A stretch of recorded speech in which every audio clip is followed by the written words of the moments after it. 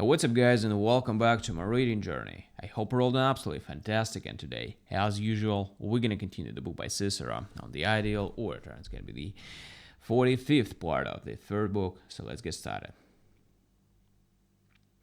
But let me return to the Greeks. At least when we are talking about things like these, we cannot do without them. Just as we must look to our own countrymen for examples of virtue, so must we look to the Greeks for models of learning.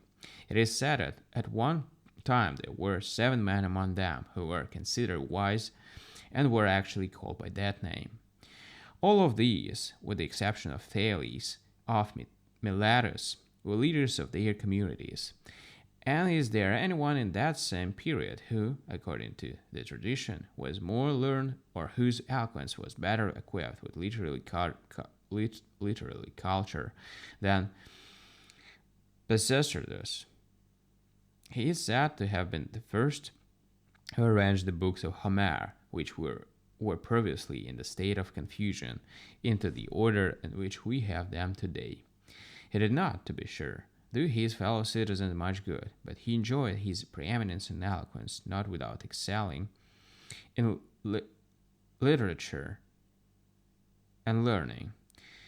And what about Pericles? We have been told about his rich oratory when he opposed the wishes of the Athenians with considerable severity for the good of their country. The very thing he was arguing in opposition to the popular leaders seemed popular and agreeable to all. The old comic poets, even though they did abuse him, which was allowed in Athens at the time, said that charm had dwelled upon his lips, and that he had also had such power that he left stings, as it were, in the minds of his audience.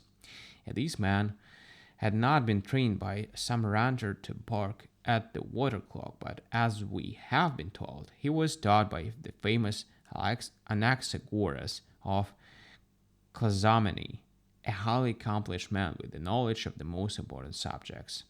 And so it was that he, with his supreme learning, counsel, and eloquence, was the leader of Athens for 40 years, both in domestic politics and at the same time in matters of war. What about Critias and Alcibiades?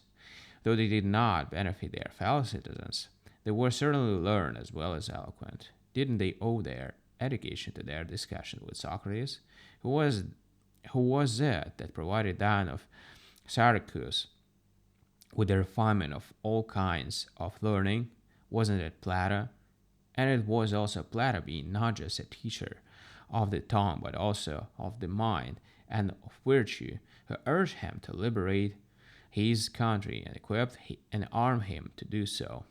And then the arts by which Plato educated these Dion were they different from those by which Socrates taught the son of the outstanding general Conon, the renowned Timotheus, who was a great general himself as well as an extremely learned man? Or were they different from the arts the famous Pythagorean Lysis employed with Epaminondas of Thebes, perhaps the greatest man of all Greece? Or from those Xenophon used with Agesilaus or Philolaus, with Archytas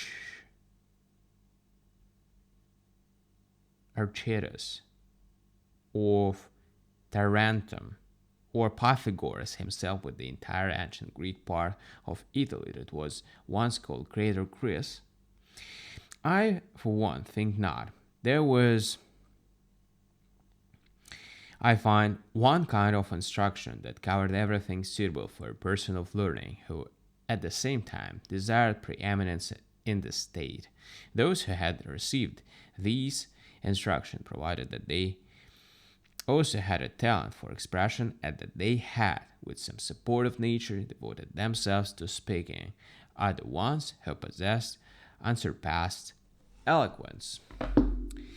Alright, guys, so we've done with a pretty long part, and tomorrow we're going to continue the next one. Thank you for joining me today in these reading sessions. See you tomorrow. Bye.